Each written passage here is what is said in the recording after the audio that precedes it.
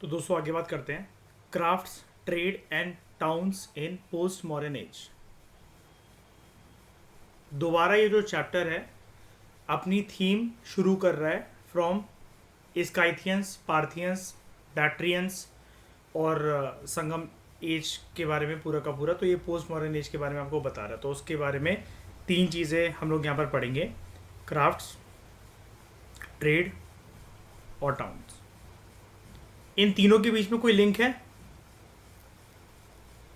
इन तीनों के बीच में कोई लिंक है?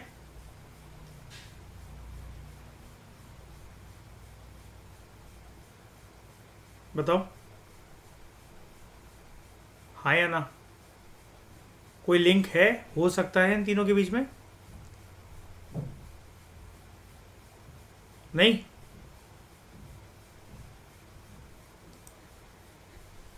तो अगर कोई भी क्राफ्ट प्रोडक्शन अगर होगी, जो सामान बनेगा, अगर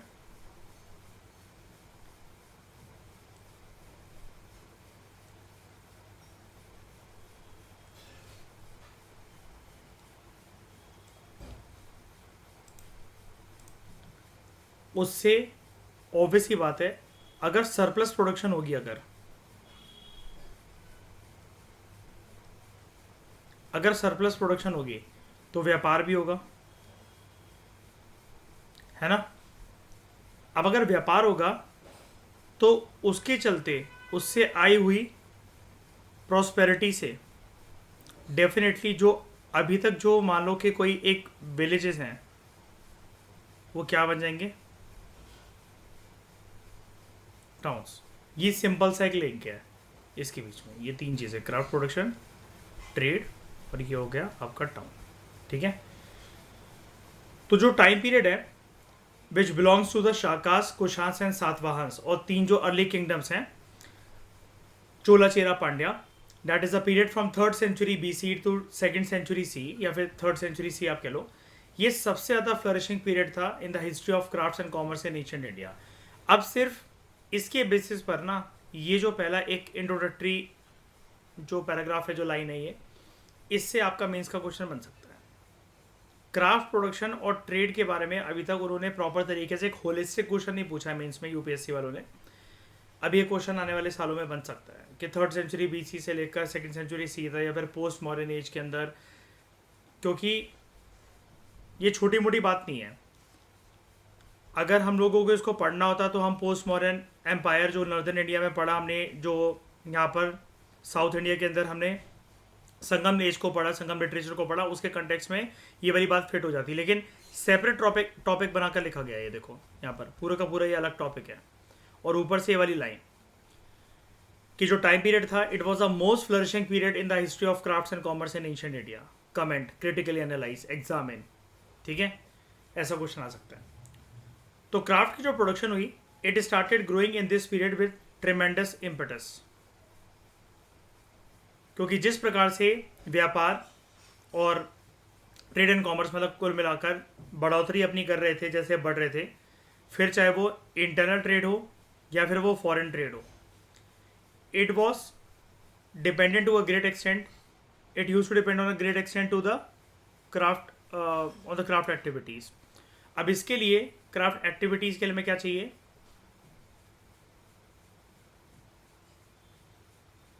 स्किल्ड पर्सन्स की रिक्वायरमेंट होनी चाहिए, है ना?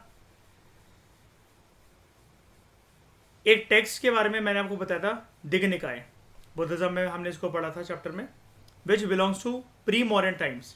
It mentions nearly 2 dozen occupations, मतलब लगभग एक डजन कितना होता है? एक डजन कितना होता है? 12। तो लगभग 24 ऑक्यूपेशन के बारे में यहाँ पर गिवन है। बट महावत्सु which belongs to this period, it catalogs 36, 3 दर्जन काइंड ऑफ वर्कर का मतलब है काइंड ऑफ ऑक्यूपेशन। ठीक है? अब ये डजन को मत ऐसे मत लिखा करो कभी भी। 2 डजन ऑक्यूपेशन मतलब आप ये लिखोगे जितना प्री मॉडर्न एज में जो लोग अलग अलग स्किल्स को लेकर अपने ऑक्यूपेशन को कैरी आउट करते थे, अब वो पोस्ट मॉडर्न सोसाइटी में, पोस्ट मॉडर्न एम्पायर के टाइम पर और भी ज़्यादा लोग अलग अलग प्रोफेशंस को और स्किल्स को कैरी आउट करते थे अपना गुजारा करने के लिए। ठीक है? And they were very much skilled in that also. ऐसा ही नहीं था कि कुछ भी कर रहे हैं। Similarly Milinda Pano, it mentions 75 occupations, of which 60 were associated with craft production only. अब यहाँ पर जैसा कि मैंने आपको मेंशन करा, अभी इसके लिए स्किल्ड पर्सन की रिक्वायरमेंट है, तो level of specialization was very high. Level of specialization was very high, and as many as 8 crafts were associated with the working of gold, silver, lead, tin, copper, brass, iron, and precious stones. अगर आप इसको यहाँ से देखो ना, 1 2 3 4 5 6 7 और 8, ठीक है, या फिर जिनको हम लोग कहते हैं ज्वेलरीज के साथ एसोसिएटेड. यहाँ पर अलग अलग कारीगर जो थे वो अप्लाई करे जाते थे, जो अलग अलग क्राफ्ट प्रोडक्शन को कैरी आउट करते थे. जो टेक्नोलॉजिकल एडवांसमेंट जो थी आयरन के अंदर, it is evident by the excavations of sophisticated iron artifacts, specially from Karimnagar and Nalgonda districts of Telangana region. Bharat के अंदर जो आयरन और स्टील जो था, including cutlery, they were exported to as far as Abyssinian ports and they were in high demand in West Asian countries, यानी कि Europe के अंदर और सेंट्रल एशिया और वेस्ट एशिया तक वो जाता था. अब ये कटलरी क्या होता है? What do mean by the term cutlery?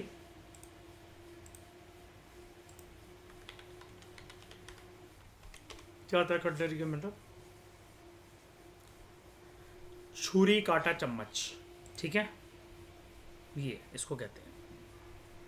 इसलिए यहाँ पर लिखा हुआ है Indian iron and steel. Okay, तो यानी कि आप कह सकते हो कि डाइनिंग टूल्स.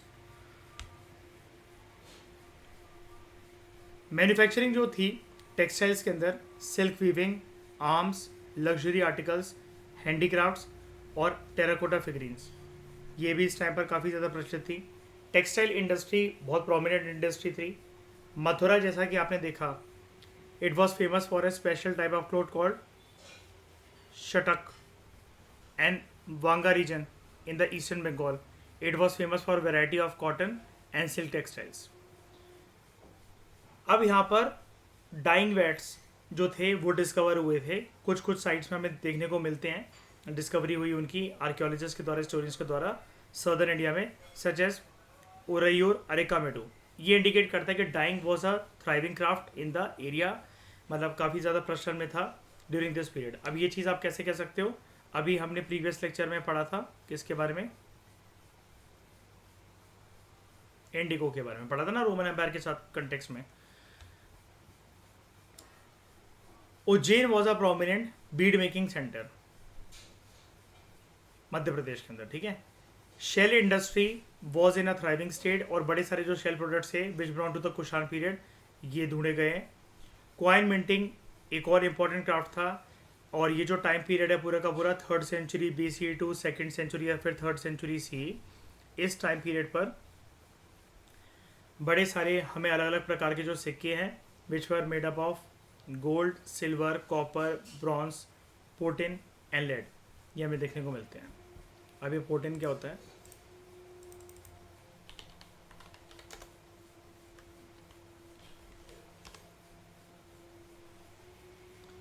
पोटिन कॉइन ऐसा होता है, कुछ कॉपर की तरह दिखता है, और पोटिन अगर मैं आपको मेटल दिखाऊं तो वो कुछ होगा ऐसा, लाइक दिस.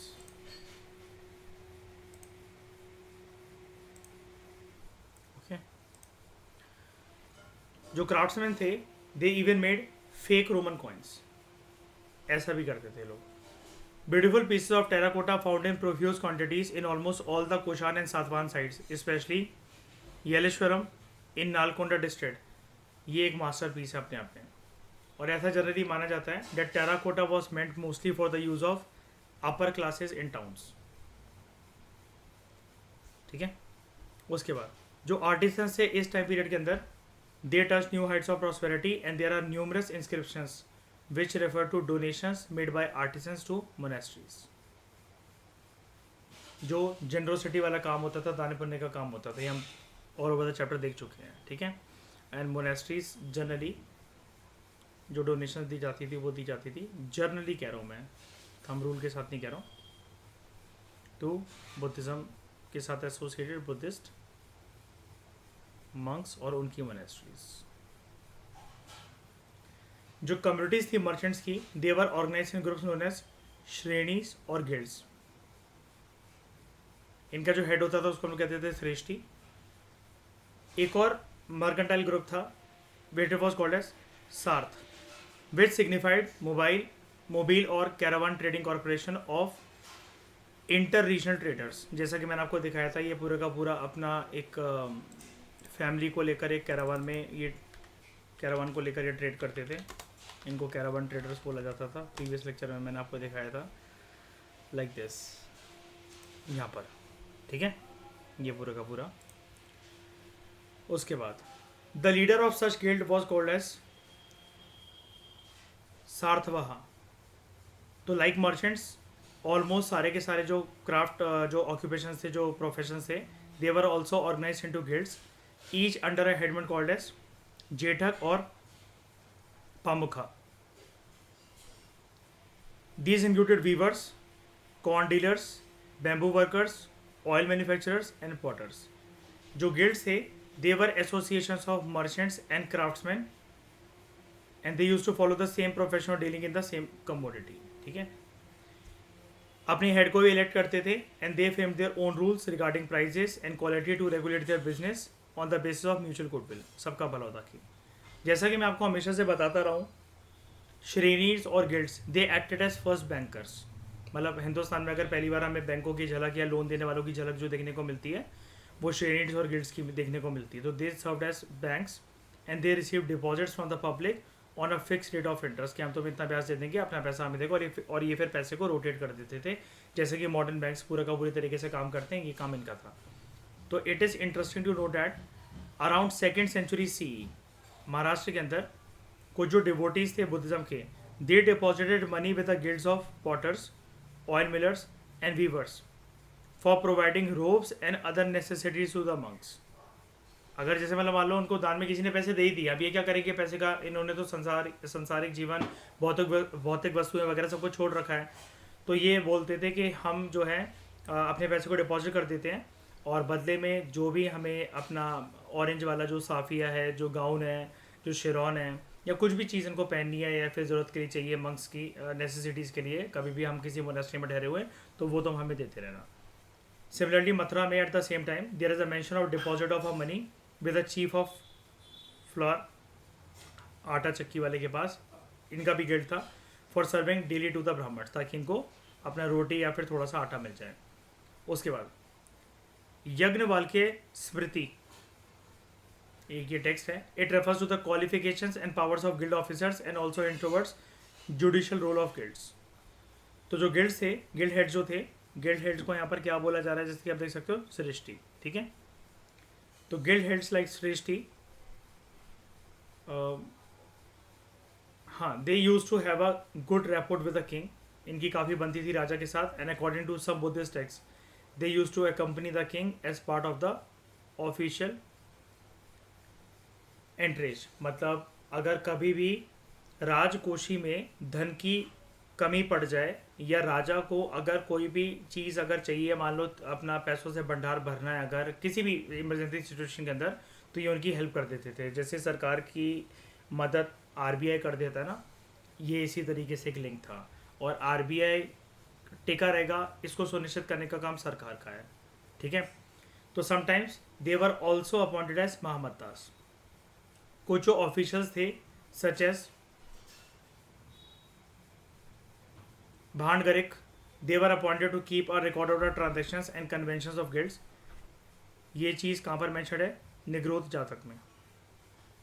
जो रॉयल ऑफिसर्स थे ये कुछ अथॉरिटी इंजॉय करते थे ओवर द गिल्ड्स, ताकि वो प्रॉफिट मैक्सिमाइजेशन वगैरह अगर सोच भी रहे हैं तो वो एक दायरे के अंदर रहकर काम करे, राजकोषी में ऐसा ना हो कि धन की कमी पड़ जाए और इनके पास पूरा पैसा आ जाए। क्योंकि अगर पैसा अगर इन गिल्ड्स के पास आ गया तो कल को ये पॉलिटिकल पावर भी ऑक्यूपाई कर सकते, ठीक है।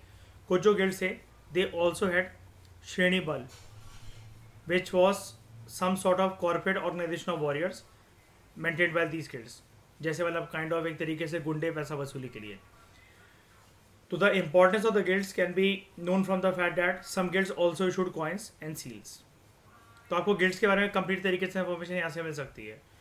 कुछ जो सिक्के हैं जो कि तक्षशिला में मिले, they have the legend Nigam, while 2 copper coins found at Kaushambi bear the legend Gatikanam. कुछ जो सील्स हैं विद द कैप्शंस निगम, निगमस्य, they have been found at the sites of Rajghat. Seals with the legend of Gavyak signifying guilt of milkman. Bheet. Seals with legends of Shula, Shula Fala Yikam signifying guilds of makers of arrowheads. ये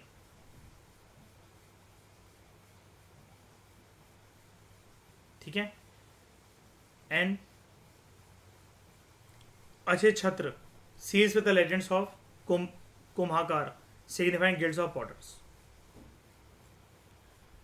तो ये सारे के सारे guilds के ऊपर एक discussion है. आपको कौन से अलग अलग तरह के गिल्ड्स देखने को मिलते थे, उनके सारे ग्रुप्स क्या थे, क्या वो काम करते थे, वो लोन देते थे, लोन लेते थे, इंटरेस्ट कितना इंटरेस्ट मिलता था.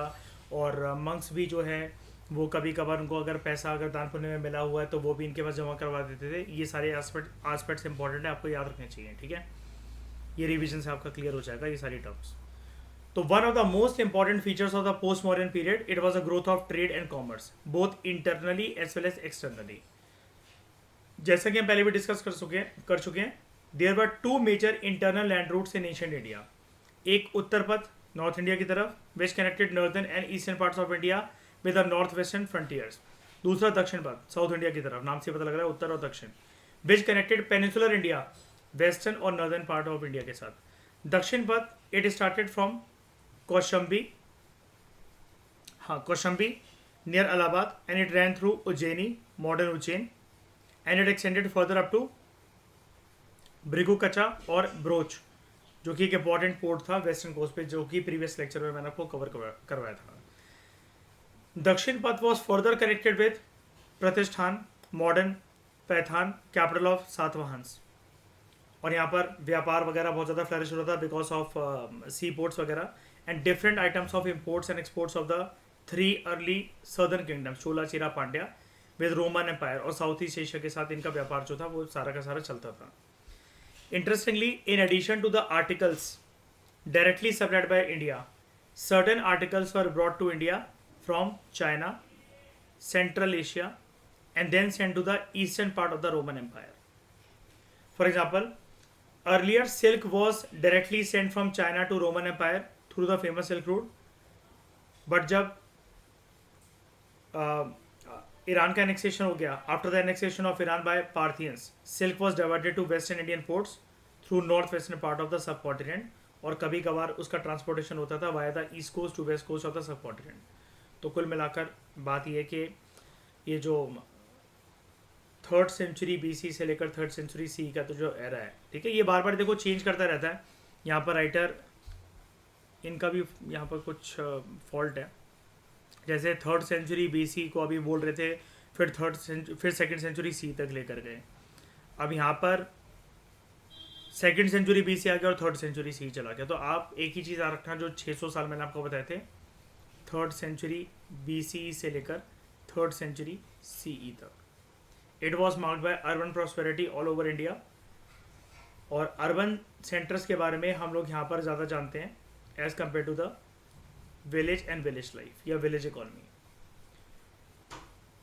और यही अर्बन सेंटर्स आगे जाके और प्रॉस्परस बनेंगे और छोटे से एक फिर से वैक्यूम के बाद इमर्ज होगा एंशिएंट इंडियन हिस्ट्री के कंटेक्स्ट में लास्ट एम्पायर, गुप्ता एम्पायर, जो कि हमारा नेक्स्ट चैप्टर है.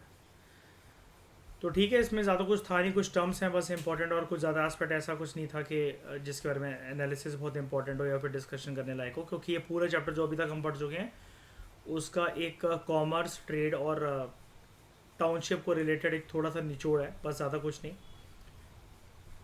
तो इस डिस्कशन में दोस्तों फिलहाल इतना ही. कॉम्प्रिहेंसिव तरीके से हमारे चैप्टर पूरा का पूरा ख़त्म हुआ. Political and cultural developments during second century BC to third century CE.